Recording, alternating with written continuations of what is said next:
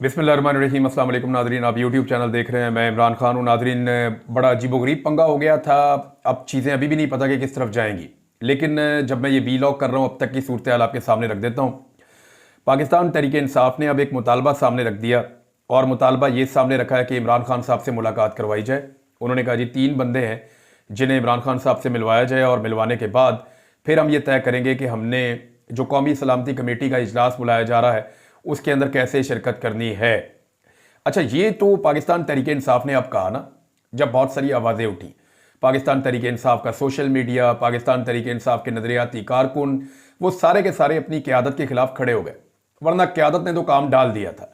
यानी ऐसा महसूस हो रहा था कि ये मरे जा रहे हैं और इनको दूसरा सांस नहीं आ रहा। ये पूरी कोशिश कर रहे हैं किसी तरह ये मिल लें जाकर आर्मी चीफ से, या दीगर जो अस्करी इदारों के सरबराहान हैं उनसे मिल लें, इंटेलिजेंस एजेंसियों के लोगों को मिल लें और शिरकत कर लें उस इजलास के अंदर जो होने जा रहा है। यानी इतनी जल्दी थी इन्हें कि इन्होंने फौरी तौर पे बाकायदा एक लेटर जारी कर दिया। ये लेटर मेरे पास यहाँ पे मौजूद है। पाकिस्तान तहरीक इंसाफ के अंदर से ही उसके ऊपर तनकीद हो रही थी।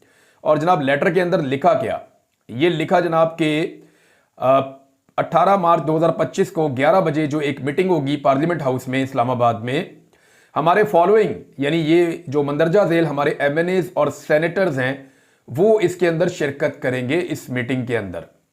फिर इन्होंने नाम दे दिए, उमर अयूब साहब का नाम दे दिया, बैरिस्टर गौहर का नाम दे दिया, असद कैसर का नाम दे दिया, जरताज गुल का नाम दे दिया, साहबजादा मोहम्मद हामिद रजा का नाम दे दिया, मलिक मोहम्मद आमिर डोगर का नाम दे दिया, मोहम्मद बशीर खान, सनाउल्ला मस्ती खेल, अली मोहम्मद खान, ज़ुबैर खान, शिबली फराज, बैरिस्टर अली जफ़र और सेनेटर डॉक्टर हमायूं मोहम्मद साहब और सेनेटर ओन अब्बास बपी।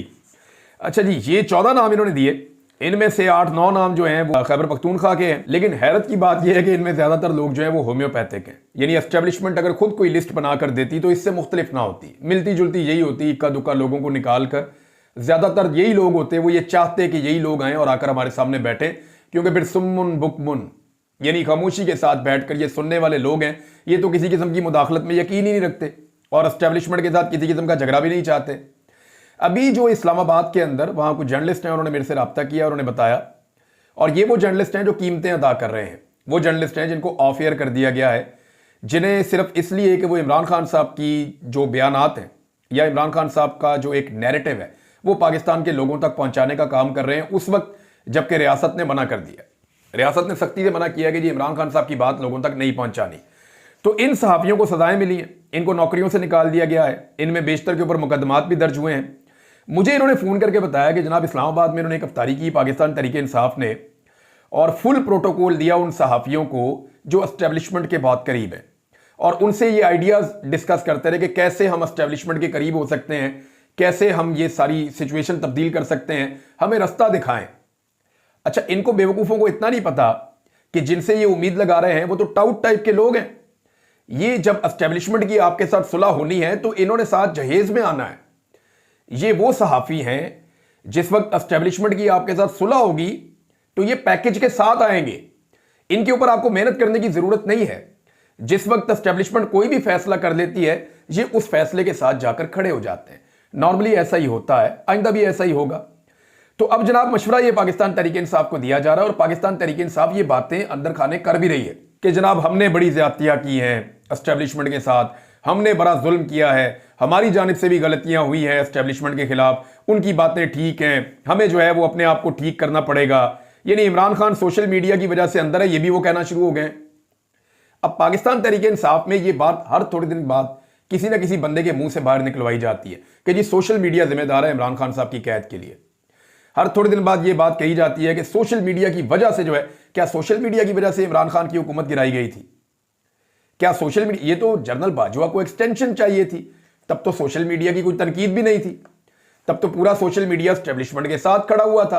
तो तब इमरान खान की हुकूमत क्यों गिराई थी? एक्सटेंशन के लिए गिराई थी, अपनी बका के लिए गिराई थी, अपने जाती मफाद के लिए गिराई थी, और सारी पॉलिटिकल पार्टीज इकट्ठी हो गई थी जनरल बाजवा के साथ। और फिर इन्होंने अमेरिका से भी साइफर आ गया, वो मामला भी बीच में रख लें। तो अब मामला यह है कि ये जो कहा जाता है कि इमरान खान सोशल मीडिया की वजह से अंदर है, तो ये बात नहीं है। इमरान खान की वजह से सोशल मीडिया पे एक अवेयरनेस फैली है, ये बात ठीक है, लेकिन आज अगर इमरान खान सियासी तौर पे जिंदा है तो उसके पीछे भी सोशल मीडिया है। और इमरान खान साहब खुद इस बात को ओन करते हैं। वो खुद ये कहते हैं कि सोशल मीडिया मेरा बहुत तगड़ा है और मेरा सबसे बड़ा हथियार है। तो क्या पाकिस्तान तहरीक इंसाफ इमरान खान साहब का सबसे बड़ा हथियार न्यूट्रलाइज करवा देगी? क्या पाकिस्तान तहरीक इंसाफ इमरान खान का सबसे बड़ा हथियार छीन कर एस्टेब्लिशमेंट के सामने सरेंडर कर देगी? लेकिन ये लड़ाई अल्टीमेटली पाकिस्तान के अवाम ने जीतनी है। आज जीत जाएं, 1 साल के बाद जीत जाएं, 2 साल के बाद जीत जाएं, 10 साल या 20 साल के बाद जीत जाएं, पाकिस्तान की एस्टेब्लिशमेंट को पाकिस्तान की अवाम से हारना पड़ेगा। 70 साल से पाकिस्तान की एस्टेब्लिशमेंट पाकिस्तान की अवाम को पीसती चली आ रही है अपने ज़ाती मफादात के लिए, अपने कारोबारों और अपनी चीज़ों के लिए, लेकिन ये हमेशा चलेगा नहीं। अल्टीमेटली पाकिस्तान की एस्टेब्लिशमेंट को हारना पड़ेगा। अगर पाकिस्तान तहरीक इंसाफ ने यह फैसला कर ही लिया है कि उन्होंने ये लड़ाई नहीं लड़नी या इस लड़ाई में उन्होंने सरेंडर करने का फैसला कर लिया है, तो याद रखिएगा ये लड़ाई तो कोई ना कोई जीतेगा। अगर आज ये लड़ाई नहीं लड़ेंगे तो कल इस लड़ाई को कोई और लड़ लेगा। फिलहाल इमरान खान अपने सारे क्राउड के साथ, अपनी आवाम के साथ और अपने फॉलोअर्स के साथ इस लड़ाई को लड़ रहे हैं और फिलहाल डटे हुए नजर आ रहे हैं। लेकिन इसका फैसला एक दिन अवाम के हक में होना है और ये अल्टीमेटली होकर रहेगा। ऐसा हो नहीं सकता कि अब आप इसको बांध दें।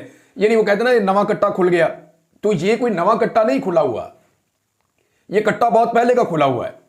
ये जो सोशल मीडिया के ऊपर अवेयरनेस का या शऊर का मामला है, ये कई दहाइयों का मामला है। ये फातिमा जिन्ना के दौर से पनप रहा है। ये जब पाकिस्तान 2 लख्त हुआ था उस वक्त से पनप रहा है। ये जब जब एस्टेब्लिशमेंट ने मुदाखलतें की, जब जब मार्शल लॉ लगाई, ये तब से अब तक पनप रहा है। और अब क्योंकि सोशल मीडिया का दौर आ गया है तो ये एक बहुत बड़ा सांड बन गया है। ये कट्टा बहुत पुराना खुला हुआ है, इसको अब कोई नहीं बांध सकता, क्योंकि ये कट्टा अब कट्टा रहा नहीं। ये नवा कट्टा नहीं है, ये सांड बन गया है और ये टकरे मार रहा है पकड़ पकड़ के एस्टेब्लिशमेंट को। अब जो भी कोई इसके आगे से चारा उठाएगा या कोई बेईमानी करेगा, ये उसको टक्कर रसीद करेगा। ये होगा और हम ये होता हुआ देखेंगे। पाकिस्तान तहरीक इंसाफ की जो लीडरशिप है, उन्होंने ये फैसला करना है कि ये जो लड़ाई जो अब तक उन्होंने लड़ी है, इसकी वजह से उन्हें अवाम में मकबूलियत मिली है, इसकी वजह में उन्हें अवाम में कबूलियत मिली है, इसकी वजह से लोगों ने उनको वोट डाले हैं, इसी की वजह से लोग इमरान खान के साथ खड़े हैं। अगर उन्होंने इस लड़ाई में सरेंडर करना है या इमरान खान को सरेंडर पे मजबूर करना है तो फिर इनके पल्ले कख नहीं बचेगा। याद रखिएगा, मैं एक बात आपको बड़ी खुलकर आज कह देता हूं कि ये वो लड़ाई है जिसमें अगर आज इमरान खान साहब भी सरेंडर करेंगे ना, तो वो अपना बहुत बड़ा पॉलिटिकल लॉस करेंगे। हो सकता है वक्ती तौर पे लोग उनको जो है वो गुंजाइश दे दें, क्योंकि उनके मुकाबले में जो सियासतदान है उनका तो बेड़े ही गर्क हो गया, उनके तो पल्ले कख नहीं बचा।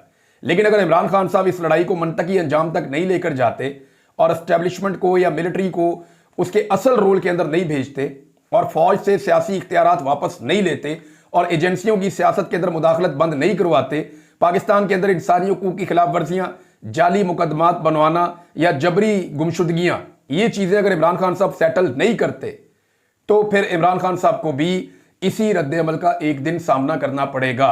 मेरे ख्याल में इमरान खान साहब ने बहुत कुछ सीख लिया है और पाकिस्तान तहरीक इंसाफ ने वो कुछ नहीं सीखा। इमरान खान साहब अगर कहीं कंप्रोमाइज कर रहे होते तो अभी बाहर होते, क्योंकि वो कंप्रोमाइज नहीं कर रहे, लिहाजा इमरान खान साहब के बाहर आने के इम्कानात भी इसीलिए कम होते हैं। नाज़रीन, पाकिस्तान तहरीक इंसाफ ने ये नाम उस वक्त दिए हैं जब पूरे पाकिस्तान में तहरीक इंसाफ के खिलाफ क्रैकडाउन चल रहा है। दहशतगर्दों के खिलाफ नहीं, पाकिस्तान तहरीक इंसाफ के सोशल मीडिया के खिलाफ कार्रवाइयां हो रही हैं। यानी ये नाम देने से पहले कम से कम आमिर डोगर साहब ने ये नाम दिए हैं, चीफ वहीं पे वो पार्टी के, वो इतना तो सोच लेते कि उनके कितने सोशल मीडिया के एक्टिविस्ट अभी उठाए गए हैं। क्या उनकी रिहाई नहीं हो सकती? क्या उन्हें छुड़ाना उनकी जिम्मेदारी नहीं है? लेकिन पाकिस्तान तहरीक इंसाफ ने जब बहुत ज्यादा तनकीद हुई और बहुत ज्यादा बौछाड़ हुई तो फिर वो मजबूर हो गए। उन्होंने कहा नहीं जी, हमारी इमरान खान साहब से मुलाकात करवाएं, हम इमरान खान साहब से मिलेंगे और मिलने के बाद हम फैसला करेंगे कि हमने इस इजलास में आना है या नहीं आना। अब इसमें मैं आपको एक चीज पहले बताया दूंगा, अगर इनको इमरान खान साहब से मिलवाया गया तो इमरान खान साहब क्या कर सकते हैं मुमकिन तौर पे। लेकिन जो कॉमन सेंस कहती है, इमरान खान साहब मेरे ख्याल में टाइम गेन करना चाहेंगे। वो चाहेंगे कि पहले एक कंसेंसस किया जाए और अगर बाकी अपोजिशन जा रही है तो पाकिस्तान तहरीक इंसाफ जाए और अगर बाकी अपोजिशन नहीं जा रही तो पाकिस्तान तहरीक इंसाफ भी ना जाए। क्योंकि देखें, तहरीक इंसाफ के ऊपर ज्यादा दबाव तब पड़ा जब महमूद खान अचकजई साहब ने और स्टेटमेंट दे दिया, उनके साथ साथ अल्लामा राजा नासिर अब्बास साहब ने। इस पे जो है वो मोहम्मद जुबैर साहब ने रिपोर्ट भी किया हुआ है और बड़ा ज़बरदस्त उन्होंने रिपोर्ट किया है। मोहम्मद जुबैर साहब ये लिखते हैं कि पीटीआई सोलो फ्लाइट लेने के लिए तैयार थी। बैरिस्टर गोहर और दीगर क़यादत ने कल पार्लिमानी कमेटी के इजलास में जाने का फैसला कर लिया था, लेकिन अल्लामा राजा नासिर अब्बास और महमूद खान अचकजई डट गए। अल्लामा ने कहा कि अगर मसले का संजीदा हल निकालना है तो फिर पार्लियामेंट का मुश्तरका इजलास बुलाएं, बलूचिस्तान और केपीके के स्टेक होल्डर्स को बुलाएं, 3 रोजा जरगा करें जिसमें इमरान खान को भी दावत दी जाए और फिर जो फैसला सियासी क़यादत करे उस पर अमल हो। अगर कोई यह समझता है कि वो जो कहेगा और सब मान लेंगे तो इससे मसला हल नहीं होना। देखिए, ये अकलियत है, कौम की अक्सरियत इमरान खान के साथ है। ना ये एस्टेब्लिशमेंट कुछ बेचती है और ना ये सियासी जमातें कुछ बेचती हैं।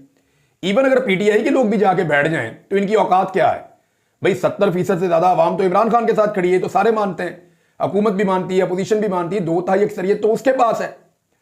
तो पूरी कौम इमरान खान के साथ खड़ी है, उसकी इजाजत और उसकी कॉन्सेंट के बगैर आप पाकिस्तान का कोई बड़ा फैसला कर नहीं सकते।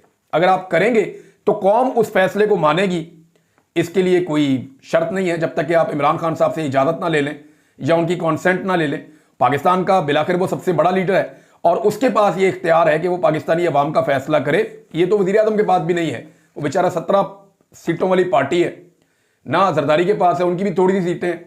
उनकी तो सिंध में भी हुकूमत बहुत मुश्किल से बन रही थी, उनको बलूचिस्तान में भी बना दी, ऊपर सदर भी बिठा दिया, चेयरमैन सेनेट भी उनको दे दिया, तो उनकी तो मौजें लग गई।